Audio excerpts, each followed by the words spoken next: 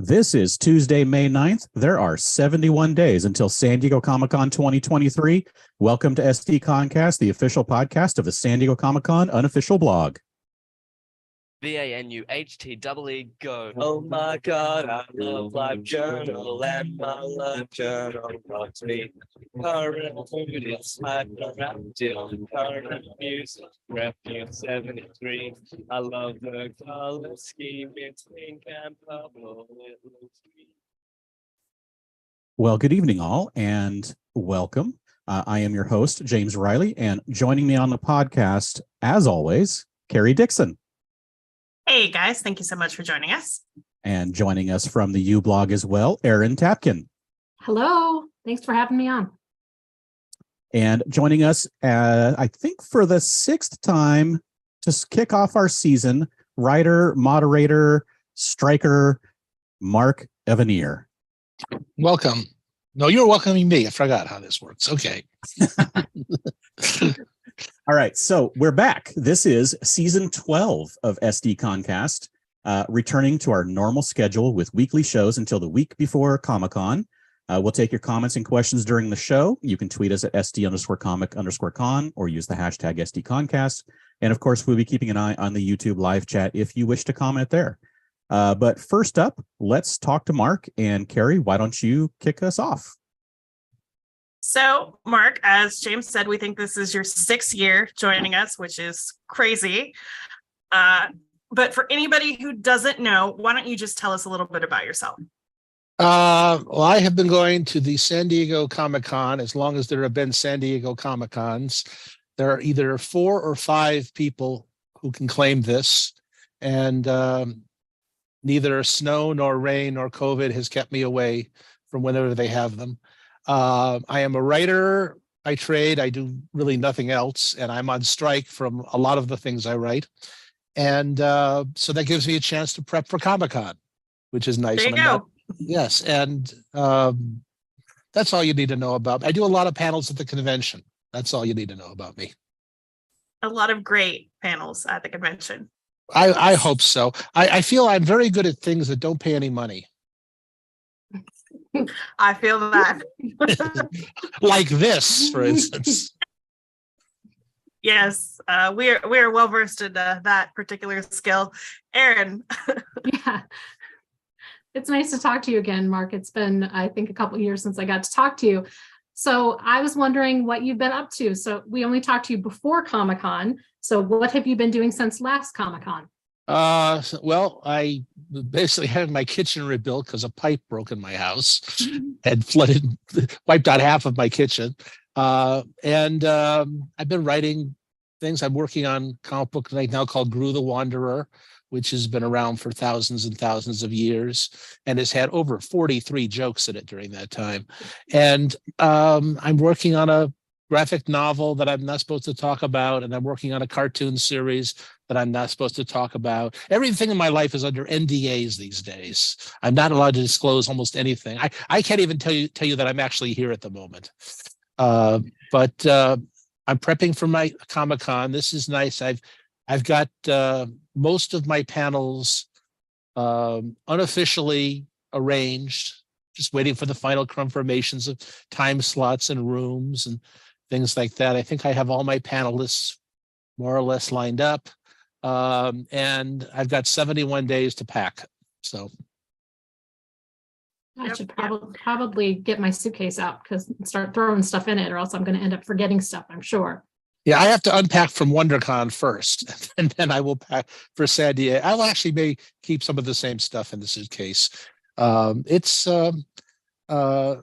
nice to get back into that thing. I enjoy WonderCon. I enjoy the San Diego Con. I'm not doing any other conventions these days, partly because of the pandemic, partly because my knees are not what they used to be, partly because I've kind of conventioned out in many ways, and partly because I don't like sitting behind a table signing my name.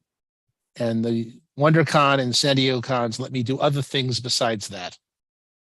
Yep. So in the heyday of your convention going, how many conventions would you do in a year?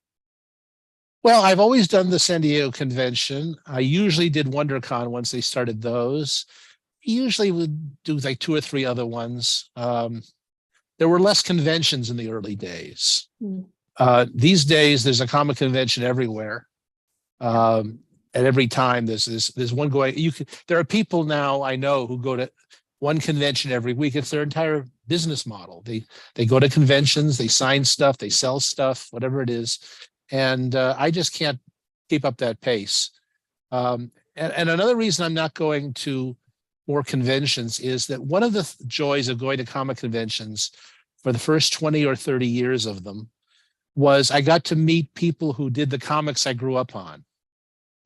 And I go to a convention and I get to have dinner with Al Williamson or spend lunch with Murphy Anderson. Anyway, these people are either gone or I've met them to death at this point. So I just don't have the same motivations to go that I once had. And I don't like traveling that much. So, it's a different world there now. And also a lot of the conventions have broadened out their topics. So there are about a lot of stuff that I just don't know about. It's very important for me at San Diego every year to check the map of the exhibit hall before I go to make sure I know how to not wander into the video game section, because you could lose your hearing, you could lose your sense of balance, you could lose your mind in that section. But I find plenty of stuff at WonderCon and at the Comic-Con in San Diego to keep me occupied for 4 days. And it's kind of fun to live at that pace. I have a schedule that says, 8 o'clock breakfast meeting, 9 o'clock panel, 10 o'clock interview, 11, and you couldn't do that all year, but it's fun to live like that for 3 or 4 days a year and just go ring on. And then you sleep for the next week when you get home. That's exactly how I treat Comic-Con. It's just go, go, go. And then I don't want to leave my house for a month after, basically. So I have a question, actually. I don't know that we've ever asked you this. What is the most amount of panels that you've hosted in a year? Like, do you know? Yes, 16. 16. Wow, 16. That's a lot. Yes. And one year I hosted 2 panels that overlapped. I ran back and forth between the rooms. I'd ask a question in this panel, run across the hall, ask a question in that panel. But no, last year I did 10. Last year, because I was inching my way back into being around people after having stayed home for quite a while, I skipped the first day of the convention. I skipped Wednesday night and drove down with my lady friend on Thursday night. So I basically missed preview night and the first day. And then I did 2 panels on Friday and 4 each on Saturday and Sunday. And then slept a lot after that. This year I'm going for 14. So that was actually going to be my question, was how was last year? But obviously it's like a step back into it, but how normal did it feel for the parts you were there? Well, last year, I'm now, I'm 71 years old, and my doctors say, I'm at the risk of, even though I've had all the shots you could possibly have.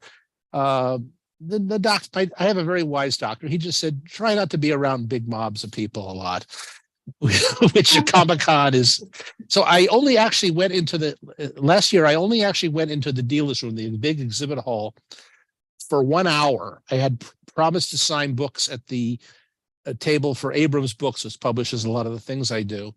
And I basically took like 15 minutes to get to the Abrams table, 15 minutes to get out of the hall. So I was there for 90 minutes and total. And it was the first time in my life, and remember, I'm 71 years old. It's the first time in my life I ever experienced the sensation of claustrophobia, because there were all these people coming at you with masks on. Usually at conventions, a third of the people have masks on because they're cosplaying. Now everybody's got a mask on, and I had not been around people much for the last 2 years, so it got very strange, and I had to kind of get out of there. But I basically spent the most of the convention upstairs in panel rooms. I did, Saturday and Sunday, I would go upstairs for the 10 a.m. panel and never come downstairs until the convention was over for me for the day. And I didn't spend a lot of time anywhere else except, in room 8 and room 9 and room 25 ABC and room 6 and so on. And it was fine. I had a good time there. The panels were always fun. The crowds were appreciative. And in a very real sense, I felt like I always do at Comic-Con. There's always this sensation when you get to the convention, especially if you walk into the hall, that the convention has been going on all year. And everybody's been in there and you're away. You come back in and there's a lot of the same exhibitors in the same place, and their displays are exactly the same except for the prices. And I think they've just been staying in there all year and marking up the cost of what they're selling. And then I'm back at the same hotel and back in the same restaurants and running into a lot of the same people. And it's very homey. It's very comforting. I feel, I've been part of that convention for so long that I would not have wanted to miss it. Not just because I wanted to keep my streak going, but because I would have sat here thinking, wonder what's going on. I could have been doing a panel down there. We would be doing Quick Draw right now. We would have been doing the Kirby panel right now. And it just felt very comforting to be there. I can't explain it other than that I was really glad I went. No, I mean, we talked about this a lot last year. I mean, for us, I think last year's convention really felt like a homecoming, like especially after those 2 years back, it just felt like we're home again. And you're right, like it was just a really comfortable, nice feeling. Yeah, no, I tell people over and over again, and I point them to your blog as part of this, that you've got to do a little prep and learn the convention. It's like the first time I ever went to Disneyland, I didn't know where to go. I didn't know where the restrooms were. I didn't know where to eat. I didn't know where the exhibits were I wanted to see especially. And I felt lost and disoriented. It's actually the same way when I first went to New York. You got to learn how to do New York. You've got to learn to do Comic-Con. You've got to prep for it. And I tell everyone that, when the programming schedule comes out, study it. Write down your first choice to see, write down the second choice if you can't get into your first choice. Make a list of exhibitors in the hall that you want to visit. Write down their booth numbers. Write down a place to meet if you're separate with other people so you don't get separated, because the cell reception is very spotty. The cell reception in that hall, by the way, does not work if you're within 25 feet of anyone dressed like a Klingon. I don't know why it is. You just can't get a signal. It's been scientifically proven. That's yes, how it is. That's right. And figure out way in advance where you're staying, where you're going to eat. That's a good idea, to know where you're going to eat, where you're going to go eat if you can't get into the first place you want to eat. You got to do a little prep. And now that I've learned it all, it's very comfortable to be there. But if I were coming brand new to the convention, I would just get so overwhelmed. Oh, and you have to also accept the fact that you're not going to see everything you want to see.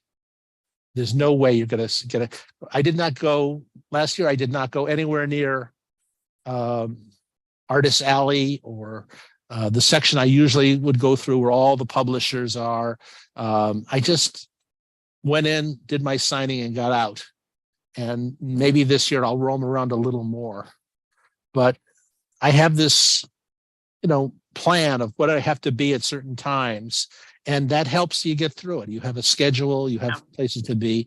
I gave every year, I used to bring my girlfriend Carolyn to the convention.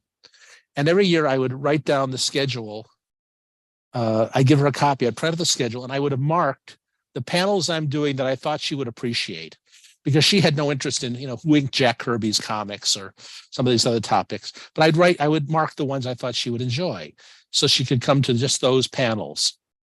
And then a couple of years later, I had a different lady friend with me, a lovely lady named Amber. And I gave her the schedule with the things Martha thought she'd like. And I said to her, now, these are the things I think panels you'd enjoy. And she said, well, I'm coming to everything. I'm coming to every panel you do. I'm going to sit in the front row and support you, and I'm not leaving your side at this. I want to be with you for all 4.5 days.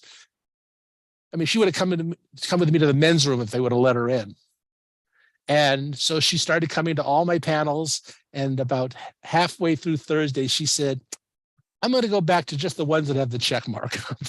I'm going to go back to the room and take a nap. Thank you very much. So it can be very overwhelming to new people.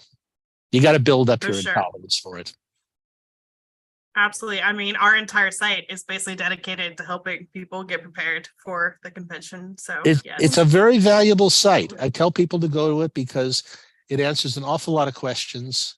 And also it answers the convention's own site is very wonderful also, but your site is written from the viewpoint of someone who's not on the inside of the convention.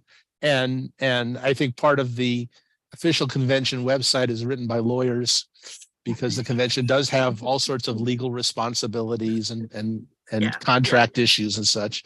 And it's fine. I find the convention very benevolent, very friendly.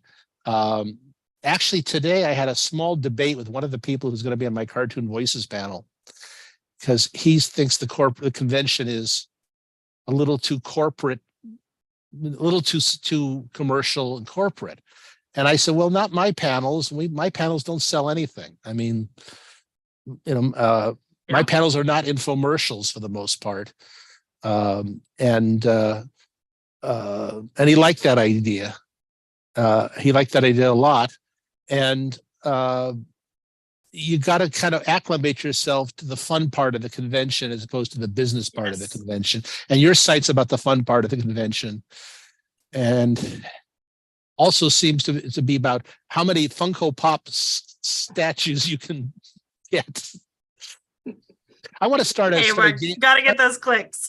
I have this idea of like there's a robbery someplace and they bring the victim in for a lineup and they put up Funko Pop statues of different suspects and nobody can tell who. They have no idea who robbed them, except that he had a very wide face. So you host a lot of panels every year, maybe even up to 14 of them for this upcoming year if they all get approved. What do you think makes for a really good panel, like the best panels? Interesting people, interesting topics. There are certain people who, for many years running at the convention, I had one of the easiest jobs in the world. I would interview Ray Bradbury on Saturday. He was a guest every year. It was very strange. Mr. Bradbury was one of the first professional guests to support the convention, and he came down almost every year. And he never, to my knowledge, he never stayed over.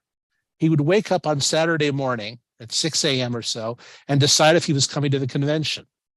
And if so, if he felt up to it. And if so, he would call his driver. I don't know who that was. And he would pick him up at 7 o'clock in the morning. And by 10 o'clock, Mr. Bradbury was at the Comic-Con and he would wander the dealer's room in the later years in a wheelchair, but he'd wander around and buy things and look at things. And if people recognized him, he'd sign books. And at some point around 10 o'clock or 11, I'd be doing a panel and one of the convention staff people would come up to me and say, just to verify, Mr. Bradbury's here. The 2 o'clock panel is on. He reserved the right to cancel, which you can do when you're Ray Bradbury. And then at 1:30, I'd meet with him and we'd talk and we had a wonderful chat. And then at 2 o'clock, I'd interview him. And it was the easiest thing in the world. You just asked Ray Bradbury a question and out came this mesmerizing 8-minute answer.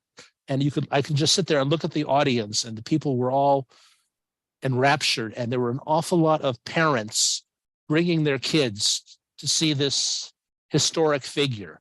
And I would think, if I had a display outside this door where I could sell Ray Bradbury books, I would clean up because every person in that room was in love with his stories. He was a wonderful speaker. And I had the easiest job. I was hosting one of the best panels you ever saw in your life, and I had nothing to do with its quality. It was just ask Ray, say, Ray, tell me about working on the movie. Tell us about this first science fiction convention you went. I mean, these little stupid questions. I learned early on, I learned the first rule of interviewing, which is you are allowed, in any interview you do, you're allowed only one question that ends with the phrase, "What was that like?" It's usually a very bad question to ask people, because it's particularly people who are not accustomed to speaking in front of audiences. But how can you do a bad panel interviewing Ray Bradbury? How can you do a bad panel interviewing Mike Peters, the syndicated cartoonist? How can you do a bad panel interviewing people who have important places in comic book history? We used to do this wonderful Golden Age panel where we had 5 or 6 people, usually men, because that's the way the industry was in the 40s, talking about doing comic books in the 1940s. And then eventually we were talking to people who did comics in the 50s. Then we were talking to people who did comics in the 60s. Now we're doing 70s, because there's just nobody left, or if they don't come to conventions anymore, if they did comics in the 40s or 50s or 60s in some cases. But it's fascinating, and there's people out there who love the comics, and all you have to do is just say, how did you create this character? How did you start doing this book? What was the reaction when you did this? It's very simple questioning, and if you get interesting people there, the panel just takes care of itself. Kind of like this interview. We just ask you a question and then you tell us a story. That's right. So, yes. Speaking of having Ray Bradbury and others on your panels, you've had a lot of awesome people on your panels, but over the years, is there a panel that didn't happen, or a guest that you just couldn't get that was on your bucket list and it just didn't happen? Oh boy, nobody's ever asked me that. I don't think that. Well, I'll tell you, the person I've most wanted to get down at the convention, and he declines it every year, is a man named Frank Welker, who is the #1 cartoon voice actor in the business. He's a good friend of mine. I've directed him on lots of cartoon shows. We've known each other a long time, and he has declined it over and over again. And one of these days, I don't ask him anymore because he knows I'd like to have him down there. And I figured he'll tell me if he wants to do it. He doesn't go very many places. He actually goes to a lot of conventions that pay him a lot of money and are near golf courses. But I can't offer him a lot of money. One of the very different things about the San Diego convention people need to understand is San Diego convention is a nonprofit organization, and right now, most conventions are run for profit. The big celebrities at most conventions you see these days are there on some sort of a contract that guarantees them a certain amount of money. And the Comic-Con doesn't do that. Nobody gets an appearance fee. People think I get a salary for doing the panels. No, I don't. They give me a room and some money for, Subway sandwiches, and that's about it. But we are now competing with conventions that are run for profit, and it is not uncommon for a TV or movie star to be given a $100,000 guarantee for spending a couple of days in the convention. And I had the wife of a very prominent star, who shall remain nameless, call me and say, he got $100,000 for another convention. Do you think Comic-Con will give him $200,000 to be there? And I said, they won't give him anything. And she said, why not? He's a huge draw. He'd pack them in. I said, the convention sells out in 45 minutes without him. They have no more room. There's no. How long did it take the convention to sell out this year? You folks were tracking it. It's usually about 90 minutes, but it's solely because they slowly load you in. If they just let everybody in at once, it would be over in 5 seconds. Yeah, this year, you may remember, I got into the queue. I do remember. I was online watching. I just wanted to see what it was like to try to get a badge to the convention, and I was like, I was almost, the little running man was almost to the end, and I thought, oh, I'm going to get in. I'm about to get in, and just as he got close to the finish line, Saturday is sold out. Okay, well, I could. Friday's sold out. I go, I'm not going to make it. And just as I got in, I think the last day sold out. And I got, thank you very much. We'll see you next year. Too bad, fella. You got the full experience. Yeah, I did. I just wanted to see what it was like. There Demoralizing. are aspects of the convention that fascinate me. That fascinates me. I'll tell you one. I don't know if I ever mentioned this on a previous interview. One year, I stayed in the exhibit hall for an hour after the convention closed and watched it just disappear. Watched the amount of, you don't see the amount of work it takes to bring all those exhibits in and set them up. And there's tractors and there's trailers and there's workers, and it's a staggering amount of work.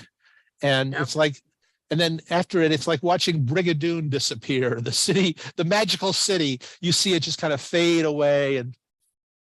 And I had a new respect for the dealers, the exhibitors, these poor people carrying these long boxes of comics and easels and statues and giant creatures made out of Legos. Yeah. It's nuts. Definitely a sight to see that thing come down. It is. So I want to shift gears a little bit, and I want to talk about the Writers Guild, because as you mentioned, you are a Writers Guild member and you've been part of several strikes, and obviously they are striking right now. This is strike number 5 for me. Yes. So you're a regular striker here. We're all good. So for anyone who's not aware, can you just speak a little bit about why they're striking and what they're fighting for right now? Okay. This is the first year that I have not been more actively involved in the strike. There were years when I was like very close to the negotiations, room adjacent, things like that. This year, I'm just staying home. I've done my time. I'm going to picket tomorrow, I think. I'm going to picket tomorrow. I think I'm going to picket Television City in Hollywood, which is the closest studio to my house. And by the time we get through picketing that place, they'll be ready to tear it down, which they're going to do in 2 months anyway. So, the way this works is that there's this organization called the AMPTP. It is the Association of Producers, and it's Disney's a member, and Paramount and CBS and Netflix and all these places. And they have a contract with the Writers Guild that says they'll pay this much. It's a whole list of things they won't do to us, we won't do to them. And it expired. And when it expires, you have to have a new contract. And that's the time when they suddenly come back and say, they come to this moment when some man who's making $45 million a year tells you the business is hurting and you have to take less. And we walk in with a whole bunch of issues. We'd like to do something about AI. That's a big issue this year. We'd like to do something to, help out writers who are down on their luck. We'd like to combat ageism. We'd like to combat sexism. We'd like to have a little more control here and there over our work. Whatever it is, we have a wish list. And then they have a wish list, which is to give us less money, make us work harder. And sometimes we are at an impasse.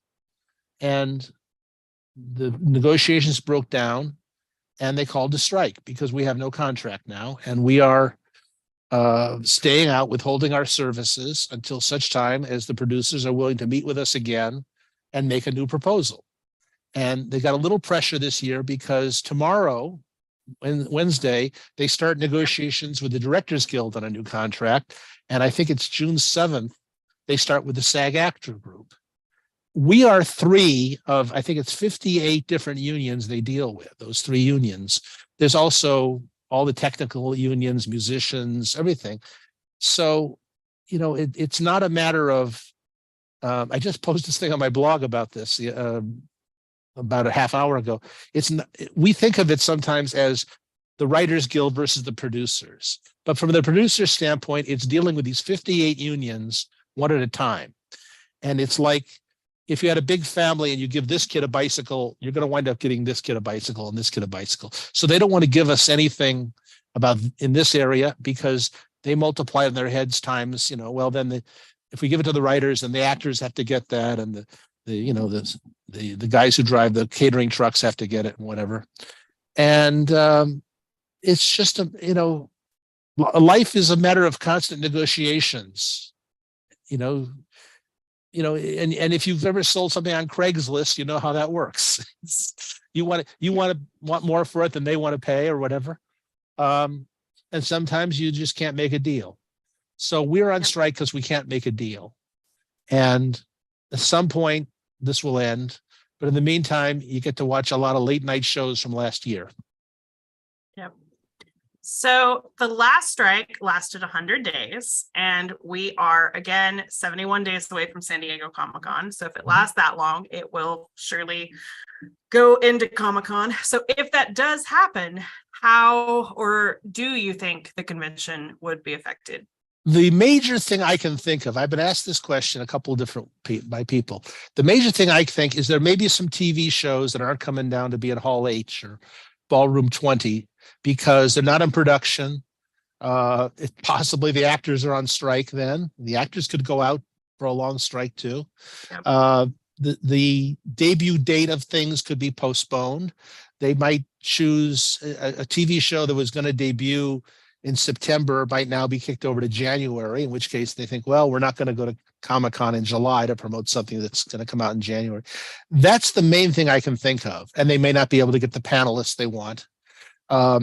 We have an awful lot of uncertainty about this strike because we've never before had a strike that was right before the directors and the actors negotiated. Yep. There's never been really the possibility of all three being on strike at the same time. And all three do have some common interests. All three are very, we made some proposals involving AI, and the producers just said that we're not going to deal with that now. Goodbye. Now that may be because they just don't want to deal with it, or maybe because they think they can make a better deal with the directors on AI and then force it on us, or make a better deal with the actors on AI and then force it on us. That's possible too. We can't read into the minds of these producers, and they don't all think with one mind. It's a whole bunch of studios, and they don't think together. One of the reasons the 1988 strike lasted 22 weeks, longest strike in Hollywood history, was because Paramount and Disney were fighting among themselves over what to offer us. Paramount said, we demand that you get this for us. And Disney said, we don't want that. We want this instead. And they have a rule of unanimity. The producers can't make an offer unless they all agree. So we were just kind of marching on the streets, not working, while Paramount and Disney fought their battles. And there are other battles like that. The producers are like a giant elephant that once it sits down, it has trouble getting up again. Once it makes its last offer, and usually they make several last offers, it's tough to get the next one together internally and present it to us, which is why a 22-week strike. So I think that they'll fill Hall H, they'll fill the big ballrooms with something. There are lots of different movies and TV shows that want to get in there and promote their product. But there's a lot of things that probably won't be there, either because the show's out of production or because its debut date has been delayed, or because some of the people involved in that show just, or have gone to Europe to wait out the strike, whatever. Yep. Well, and I mean, according to the WGA, at least, like if you're on strike, basically you can't promote, you can't like go to a public appearance. So yeah, exactly. Like if the actors do strike, I don't think they could go to Comic-Con. Yes. So there are some big implications, but hopefully it gets resolved before then. And like you said, who knows, maybe if all three do wind up striking, it'll bring us a faster resolution. Yes. All right, James. Hey, all right. Sorry, I was trying to get Aaron back in here. So, Mark, with this year's maybe 14 panels, can you give us a tease about any of them? Well, people who follow the panels I do will probably not be surprised by what 9 of them are. We're going to do 2 cartoon voice panels. We're going to do a panel called The Business of Cartoon Voices, telling people how to get into the business. We're going to do a Jack Kirby panel. We're going to do Quick Draw. We're going to do what else have I got on the schedule? I'm doing a panel on Pogo, the book that I co-edit the reprints of. We're going to do a panel about this book we did for charity called Comics for Ukraine, which is a whole bunch of comic book writers and artists doing stories to raise money for refugees in the Ukraine. And we did that last year. The book will be out by the time San Diego rolls around this year. The book was not out last year, but we did a panel on it last year. And from advance orders, we presented a check for $100,000. I didn't, but the people behind the book did, to the charity that is handling the distribution of it, the money overseas. And since then other funds have gone to this, we all contributed to this beautiful anthology that we care about, and we'll do a panel talking about that book and promoting it a little bit. I'll probably do a panel on Gru with Sergio if he's there. I will probably do, what else? We have on one of the cartoon voice panels, probably I think the Saturday one, a fascinating gentleman named Keith Scott, who is one of the #1 voice actors in Australia. He also does Bullwinkle when he's in this country visiting. But he is a brilliant, great, talented man. He'll be over he'll be in San Diego this year for the convention. He is also the world's foremost authority on cartoon voices for theatrical cartoons. He has 2 books out. It's a 2-volume set that came out from Bear Manor Media that list essentially everybody who did a cartoon voice who was identifiable in every Disney movie, every Warner Brothers cartoon, every MGM, the cartoons that were shown in movie theaters. And he's identified people who never got credit, who were unidentifiable before. There's a whole subculture that has spent, and I'm part of this, who spent years watching certain cartoons and going, who is that? Whose voice is that? And we managed to identify most of them. Keith has done more than anybody else. So Keith will appear on our regular cartoon voices panel, demonstrating his skills. And then we're going to do a panel with him, I think, later Saturday afternoon. This is not firm yet, where I interview him. Jerry Beck, my friend Jerry Beck, and I will interview Keith about the history of the cartoon voices. And this is a panel that I think will be interesting. This is a topic that's never really been addressed at the conventions. And it's right in the wheelhouse of Comic-Con. We're going to be talking about people like Dawes Butler and Mel Blanc and June Foray and Paul Frees and a lot of people whose names you never heard, but whose voices you are very familiar to you if you watch cartoons. So that will be an exciting thing. And there's a couple of new things there. The convention is bringing out, as one of the guests of honor, a woman named Barbara Friedlander, who was an editor at DC Comics in the 60s, worked on a lot of the romance comics, created a comic called Swing with Scooter, which was DC's attempt to get some of that big Archie money. And I'm going to interview her for an hour about her career. It's fascinating to anybody who cares about DC Comics in the 60s. They will be, and that room will be packed because a lot of people, of my age, that was a golden age for them. And there's a few other things on the list of maybes. So I'll have plenty to do.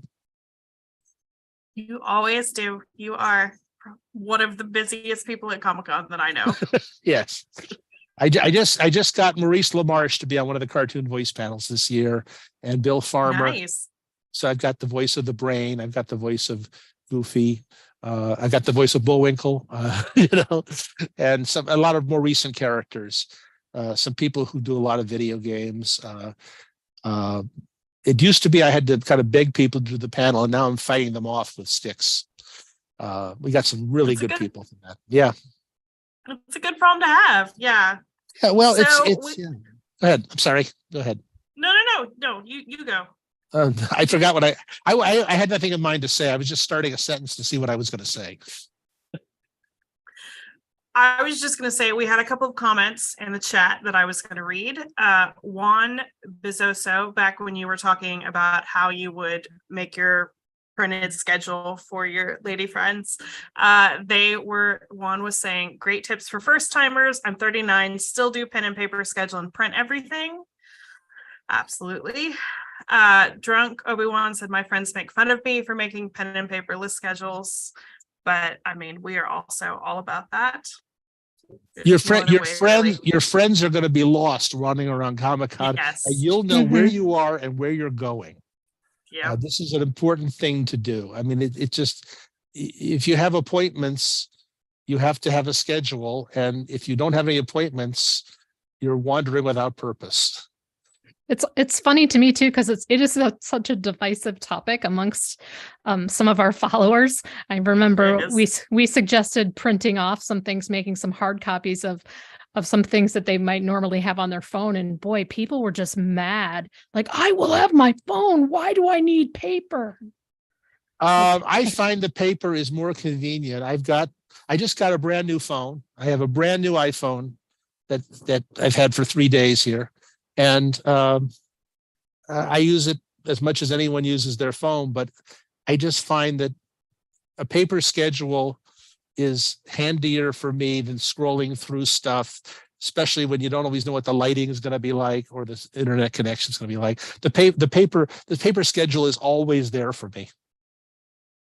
Well, and it's more secure. I mean, we've heard, quite frankly, of people like accidentally dropping their phone in the toilet, like and losing their Comic-Con confirmations. I mean, you can forget your charger. So yeah, we are big fans of pen and paper.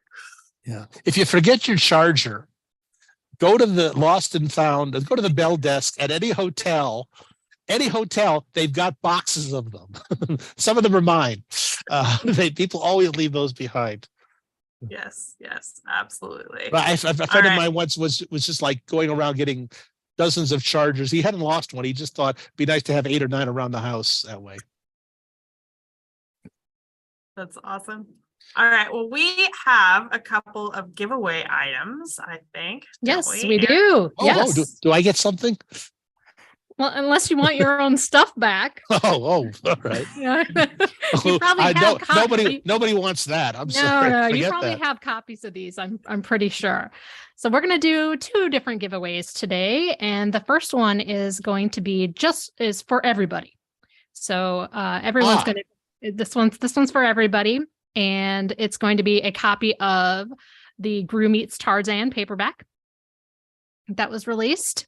And to let's see, Carrie, I'm going to let you tell people how we can. Okay, so if you would like to win this, what you need to do is you're going to send me an email to sdcomiccon.blog@gmail.com. Don't hit send yet. Again, that's sdcomiccon.blog@gmail.com. And in the subject line, you need to put Tarzan.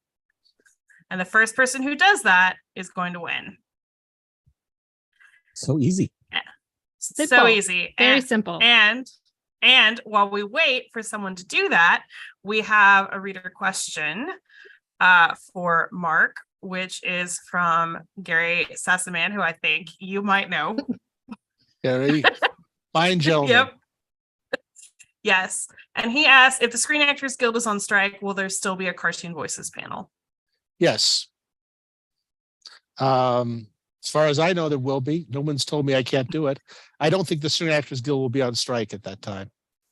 But I don't think that will be a problem. If there is, I'll just get up there and make all the voices myself. Okay. All right. Well, we have our winner for the contest, which is Damien DeCruz. What? Damien! Long time listener and one of our patrons. Damien, you have won. I will shoot you an email after this podcast and get your address, and we will get that out to you. Everyone else, and then stop emailing. Yes, please stop. Cease the emailing. So our second giveaway is going to be just for the patrons on Patreon. So you're gonna patrons are gonna want to look for a blog. Has that been posted, Carrie? Yes. No, it will Okay, be look posted right after this. Okay, look shortly after this episode for a post. You're going to have through Friday, May 2nd to comment on the post. The comment you're going to want to make on that post is Inkpot Award winner. And we're going to randomly draw someone to win the New Gods Book 1 Bloodlines trade paperback. That's 14 issues in one fancy paperback. And that is for patrons only, which I guess would be count as another great incentive to sign up. Yes. Awesome. All right. Well, like she said, you have until Friday to do that. So make sure you do that. We will randomly draw a winner on Saturday. And do we have any other questions in the chat, James? I haven't seen any. All right. All right. Well, Mark, why don't you tell our listeners where they can find you? Well, they can find me at my blog, which is newsfromme.com, NEWS, that spells news, FROM, that spells from, ME, those are my initials.com. And that blog has been up since December of 2000. So it has a ridiculous number of messages on it. And I talk about comic books and science fiction and movies and TV and politics a lot, and all sorts of fun stuff. And, you know, and then at the convention, you'll find me in various panel rooms. You consult your schedule. And I may actually sit behind a table now and then, because some people came to WonderCon with piles of glue to get me to sign, and they carried them all over the convention looking for me. Managing to not find me, or managing not to think, hey, we can look at the schedule and see what panels he's hosting. So I may just actually sit at the table for an hour a day or something like that. I just don't like, I don't mind signing it. I just get very bored doing it. So. Well, you're a popular guy, Mark. Well, relatively. The whole room is full of popular guys. That's what's amazing about the convention. Nobody, you know, anytime you turn around, there's someone interesting to talk to. Every place you go. Absolutely. Well, we are very much looking forward to your panels this year. I had a great time at Cartoon Voices last year, hoping to make it back again this year. And Which one did you go to, Saturday or Sunday? Saturday. No, Sunday was really good too. Sunday's on YouTube. Somebody put Sunday up on YouTube. And I'll tell you, if you watch it, you may be able to spot how I thought I was covering up how tired I was. Then I watched it on YouTube and I go, oh, everybody can see that Mark's about to fall asleep up there. But I was up all night, one night at the convention, because my burglar alarm at home went off. Oh no. Yeah, it was a door that opened on its own, and nobody tried to break in, but I was on the phone a lot that morning trying to get the alarm off and stuff like that, and tried not to wake my girlfriend up at the same time. So we got through that. But no, I'm glad you were in the audience. The cartoon voice panels are always good, and I can say that because they're not good because of me. They're good because you get 5, 6 very talented, funny people up there, and it's hard. Even I can't ruin those panels. Well, you're still a great moderator, and we greatly appreciate you joining us every year to do this. And maybe next year we can make it 7. You're number 7. I'm in. Fine, good, and thank you for running the site. The blog is just very valuable. It saves me a lot of time. Instead of explaining things to people, I go to their page. They explain it better than I can. Well, thank you very much, Mark. We do appreciate that. Okay, am I done? Yeah. Okay. You are. All right. Awesome. Well, thank you again so much, Thank Mark, you for joining us. All right. Thanks, Mark. Thank you. Okay. Thanks to all you. Bye. All right. It is always a joy to talk to Mark. He's always just so fun. Yep. And now he has All right. officially been on half of our season openers. That's nuts. I mean, I was saying before the show, next year will be 15 years since our site existed, which is just And I was like, absolutely no, insane that's to me. not allowed. That is not allowed. It's crazy. Oh my God. Well, it's time for news. It's time for news. Everybody's favorite. All right. I will kick things off, which the big thing going on right now is that the parking lottery is open. So hopefully, fingers crossed, you have your hotel by now. I really hope you do. And hopefully parking is kind of the last piece of the puzzle for you. You have now through June 4th to sign up for the lottery. They will take a credit card authorization. And then at some point on June 5th, they will alert you into which group you got into, and then they'll start letting people through to actually purchase parking in late June or early July. So if you need parking, make sure that you go sign up for the lottery. And they're going to have fewer Groups. this year, correct? Yes, that is what we've heard. Yes. Okay. More people in each group, maybe. Potentially, yes. So just go make sure you sign up for that lottery. Yes. So Please. the other thing we have is the possible return of Doctor Who to Comic-Con. It's been about 5 years. Yeah, 2018 was the last appearance. And in the Doctor Who magazine, just a short while ago, the new old showrunner, Russell T Davies, said, "There's not much to tease, but come summer, that will change with Comic-Con. Maybe, perhaps, not a promise."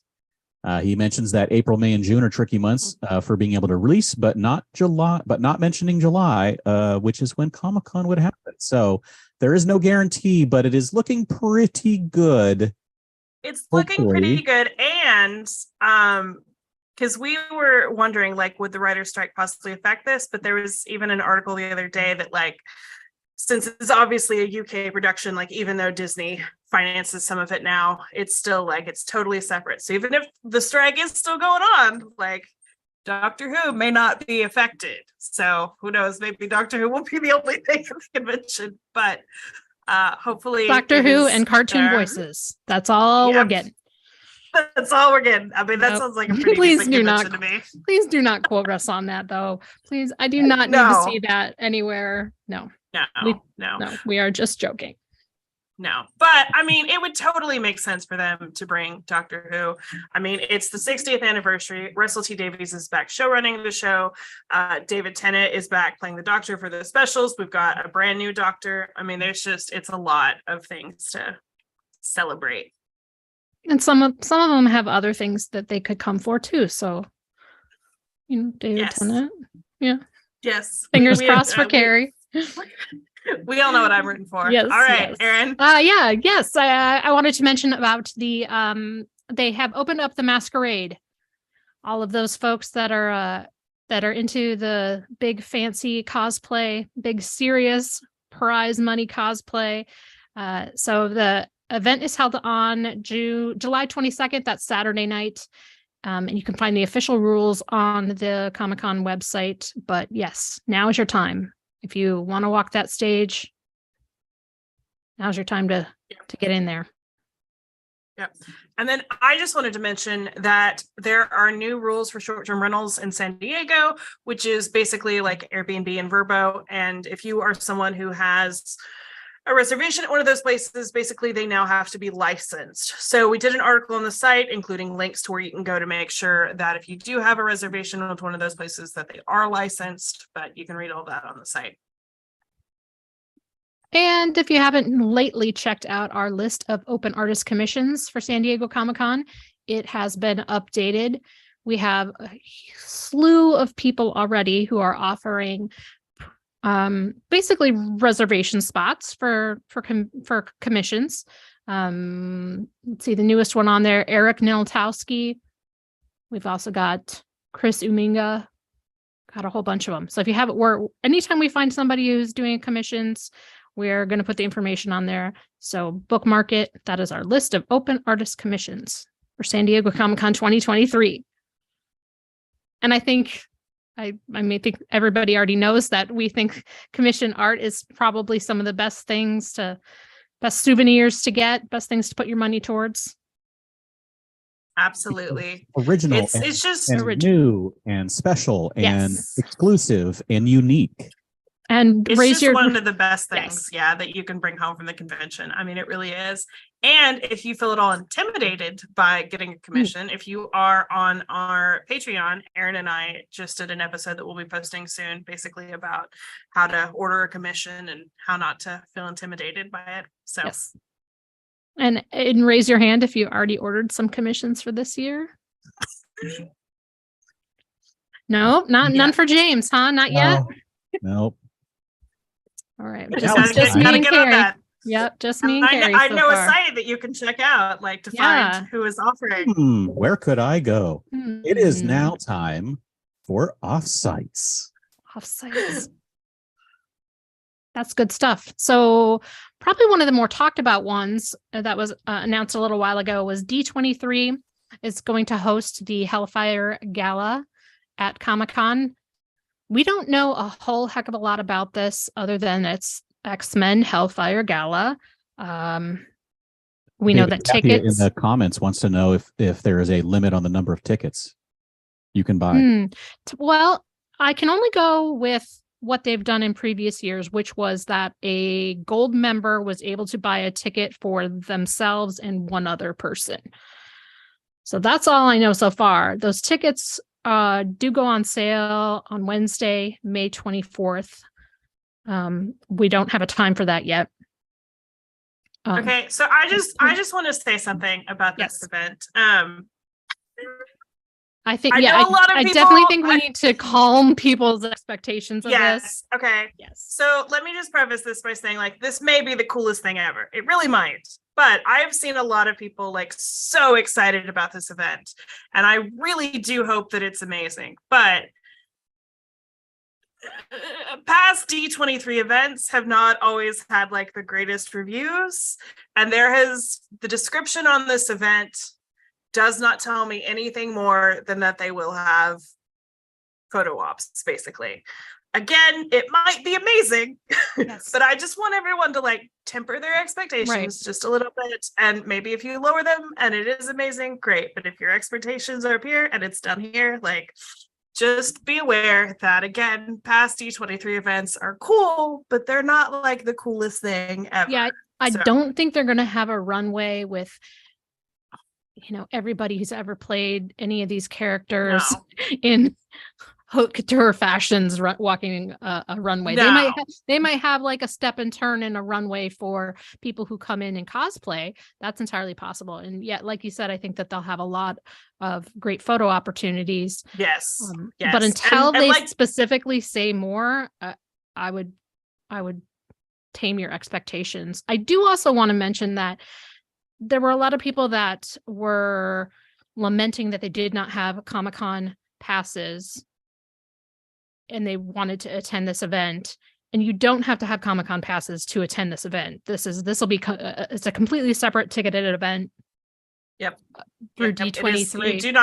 You do not have to have a badge, like we just said. You will either have to be a gold member or have a gold member buy your ticket. But last year they did, a couple days later, open it up to everyone.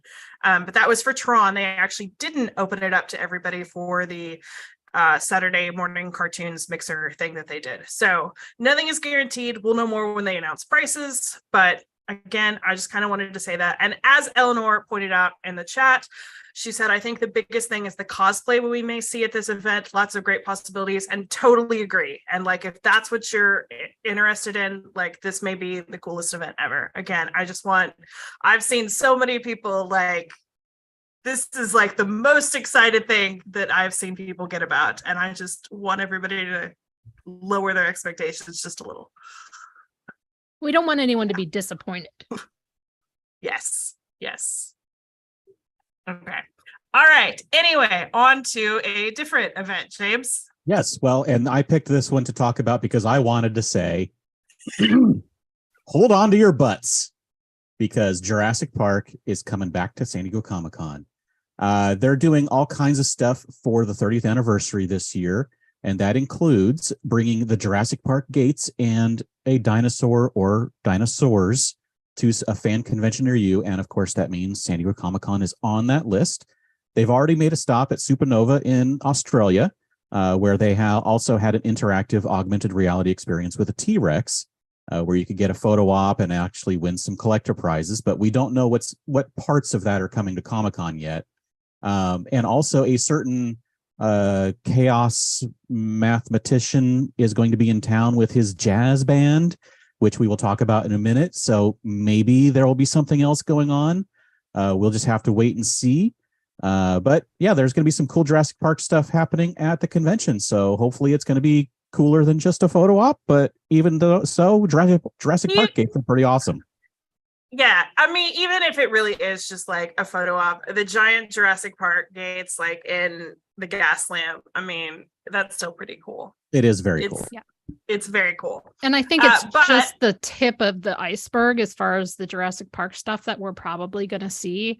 I have a feeling like we're going to see a ton of exclusives as we get closer. Lots of stuff for 30th anniversary. Yeah, just the beginning. Totally agree. Just the beginning. Just the beginning. And something else, Jurassic Park that James hinted at is that Jeff Goldblum and the Mildred Snitzer Orchestra, which is basically his band, they will be performing at the Balboa Theater on Thursday, July 20th at 8 p.m. Tickets are on sale. I think they're around $50 right now. And there are still plenty of seats available, but he does this a lot in LA and other places, and he plays jazz, he takes questions. It's just really fun. And if you are at all a Jeff Goldblum fan, which I mean, who isn't? It's Jeff Goldblum. This would be a pretty cool way to go spend your Thursday night. Yep.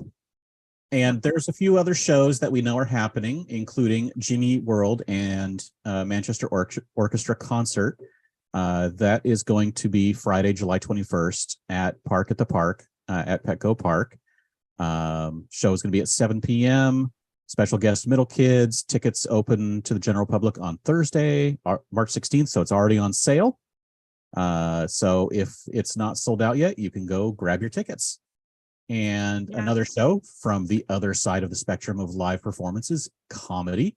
Brian Posehn will be performing also on the 21st at 7:30 p.m. Tickets are $11 for the American Comedy Company. Which is kind of a bargain for $11 is seriously great price for a comedy show. Yes, and he's doing 4 great shows, price. 2 on Friday, and 2 on Saturday. Yep. Another great bargain is kitties and coffee for Comic-Con at the Cat Cafe, which is an annual thing that they do. And basically on Thursday through Sunday, they run a special where for $25, you can book a 50-minute slot and you will get a food or drink item from the cafe there. And then you also get to go play and hang out with the kitty cats, which are all adoptable as well. So if you are missing your cat at home, or if you just want like a chill 50 minutes of the convention, which, those are few and far between, this is a fun way to do it. And they are great people. And then I also wanted to mention, we do not have a date yet, but me, Carrie Dixon, not the blog, is co-hosting the Our Flag Means Death Meetup #2 again this year, which is basically, again, just the Our Flag Means Death fan meetup. I don't know where it will be yet. Last year it was on Voodoo Rangers Pirate Ship. We'll see if we can make that happen again. And it was a great time last year. Honestly, it was like one of my favorite memories last year. So I hope you guys can come join us again. You can go follow the Facebook event for more information, and we'll announce more as we get a little bit closer. Okay, so I wanted to answer a couple of questions in the chat, which a while ago, T-Mart asked, where's the SDC blog party this year? So womp, womp, womp, womp. I am very sorry to announce this for anybody who did not already know, but we are not going to do a party this year. I know. We're going to take the year off. We will be back next year. We already have like a theme for next year. We already have some ideas, but we're going to take the year off because we are old and we are tired. So we're going to take 1 year off. And then we had some other questions. Rogue's Law asked, what have previous D23 events been? It really just depends on the event. Either they do different ones every year. There's almost always food. There's usually some kind of music, but it really just depends on the event. I would basically go Google like D23 San Diego Comic-Con and just like look and see what stuff has been. There were more questions. Drunk Obi-Wan asked, has it really been 30 years since Jurassic Park released? Yes, it has. David said, hope we don't have a mix-up on the date on the D23 event like last year. Agreed. Very much hope they get the date right. Xavier Behavior asked, will Kevin Smiths do week of live podcast at SDCC this year? We don't know, but he usually does something, so I'm fairly certain that he will.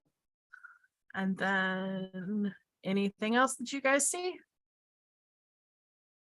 I don't think so. Okay. I think that's about it. All right, let's move on to exclusives. Wait, let me do it.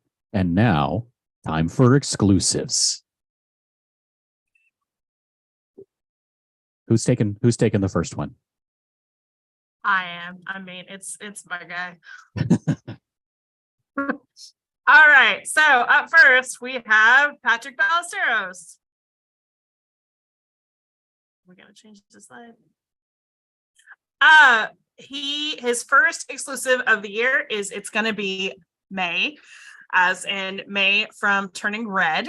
This is a 14 by 16 print, which will be limited to 175 pieces for $27. It's just a really fun piece that pays homage not just to Turning Red, but to all things Canada. My favorite detail on this, quite frankly, is the little Wolverine and Deadpool waving the Canadian flags. But super cute. Love this. He's also got a couple of other debuts that he will have at the convention, including that fun Ted Lasso piece. If you are watching live, you can actually see it, but it's the 5x5 piece that'll be available for $12. And then he's also got a Star Wars Stronger Together print, 5x5, also $12. And then he's showed off a couple of other things that he's teased that he will have just at the convention, and his commissions are sadly closed now. They're all filled up. So hopefully you got on that list.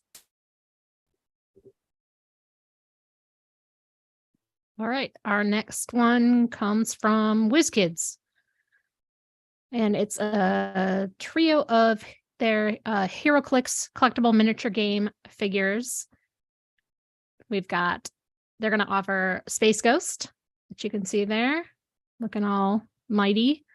A mermaid Batman, which don't know where that one came from. Is it one of the goofy Batmans? Thanks to the 60s, probably. Okay. Golden Age. Yes. Good stuff. And then we've got back-to-back Hawkeye and Hawkeye with Kate Bishop and Clinton Barton. Traditionally, the HeroClix have been sold at the NECA booth. Yep. We don't have full details on that yet, but that's where I would expect to find them there. Yep.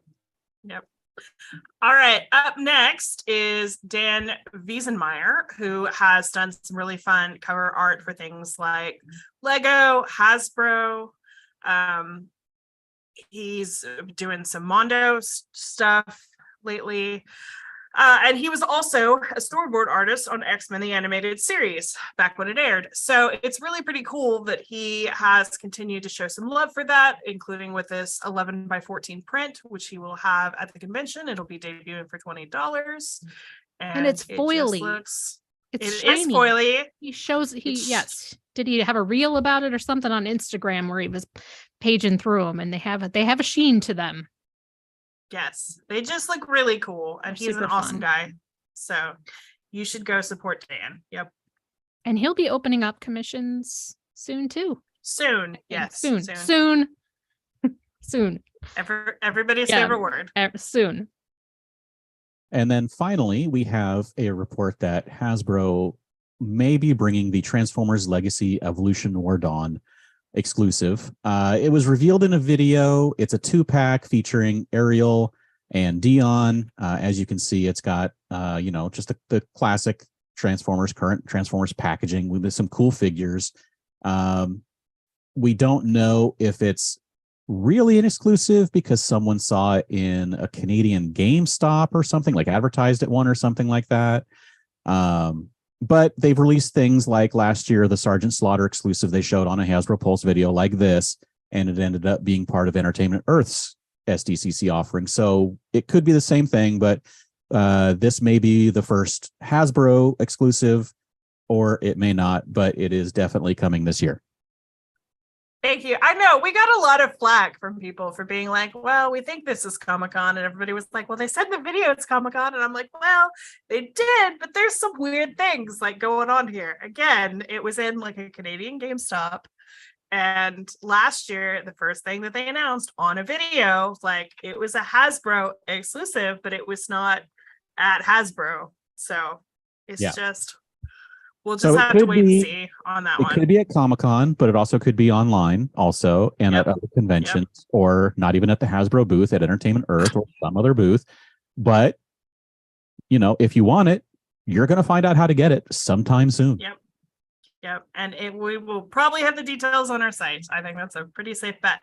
There you go. We have had plenty of other news on our site that you can go read about, including an article we wrote about the WGA strike, which goes into more detail about that. A hotel parking guide, if you're wondering if your hotel has parking and how that works. We've also had lots of little tidbits of news in our Under the Tent section, including things like Neopets, our friends at Voodoo Ranger, Alex Pardee, Geeky Hooker, and so much more. So you can go find all of that on our site. And if and when we have a contest for anything like maybe tickets or something like that, you can find it on the site. Just give a look at the contest hub. Yep. I also wanted to mention that if you have not yet signed up to be our attendee of the week, we will be starting that this month. And it's a cool way to be featured on our site. You get to talk about your experiences at Comic-Con. It's pretty cool. And then I also wanted to mention our Patreon, which if you are, whether you already are a member or if you're not, we just launched a couple of new tiers today, actually, that include some fun things like pens, like a pen, not like a writing pen, a t-shirt. Pen. Yes, an enamel pen. And who's making those enamel pins? Well, Yesterday's is our friends at Yesterday's. Yes. Thank you, Yesterday's. Yesterday's are making our pens again. Yes, thank you, Yesterday's. If you enjoy podcasts like this, we do a whole lot more of these on the Patreon, and we're getting ready to start doing a lot more for several of the tiers. So go check that out, and it helps keep the lights on over here, because if you saw our hosting bill in June and July, you would cry. I frequently want to. So your money helps keep the lights on over here, and we appreciate all of our patrons. Yes, thank you. So as we mentioned at the beginning, this is the start of weekly shows with news, views, special guests, all the way up until San Diego Comic-Con 2023. We are, of course, going to come back when the schedule is released and do our two-part breaking down the schedule 2 weeks before the convention. And we hope that you can join us every week live or listen on your favorite podcast app or on YouTube. Do the replay. And we have some awesome guests this season. I'm so excited. We do, yeah. I'm very excited about this year. This is the earliest that we have had this many guests booked, and yeah, I mean, I feel like we started like brainstorming and like putting together like here's our dream list of who we would want to have. We started doing that, I think, before last season was over. So, and some of them we got. Yep. Including next week, we will be joined again by Gary Sassaman, who was the former director of publications at Comic-Con, as well as holding several other titles. And we will mostly be talking about his time with publications. So the souvenir book, that kind of thing. And we will just be looking back at all the different publications that Comic-Con has done over the years, and we're really excited to talk about that with Gary. And you can sign up for the newsletter, right? Yes, you can sign up for the newsletter on the footer of our website, which basically means the bottom of our website. It is nice and big and very difficult to miss. All right. So thank you all for joining us. We appreciate all of you tuning in and listening wherever and whenever that may be. Erin, where can we find more of you on the internet? You can find me on Twitter and Instagram at Bavarian Erin. Carrie, where can we find more of you on the internet? You can find me on my Twitter at Carrie Dixon for a very short time before I'm only on the blog. James, where can we find more of your work on the internet? You can find me everywhere at Dan Riegel, and you can check out geekshotphoto.com for all the links for photography and social media stuff. And also, I'm on a new podcast called Citizens of Lorcana, covering the new Disney trading card game that is coming out in a few months. And also, thank you to Beth, our producer, for editing the show, creating the slides, and all the other things that get this podcast done. Absolutely. Thank you. Thank Beth. you. Thank you, Beth.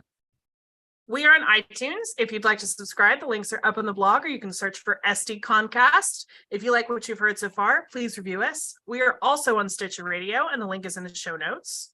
If you want Spotify. Don't forget Spotify. And Spotify, yes. And if you want to get a hold of us, you can send us an email at sdcomiccon.blog@gmail.com. Find us on Facebook at facebook.com/sdconblog, or tweet us at sd_comic_con. Thank you all for listening, and everybody, go Shawarma. Let's see if I remember how to stop this thing. Everybody get off.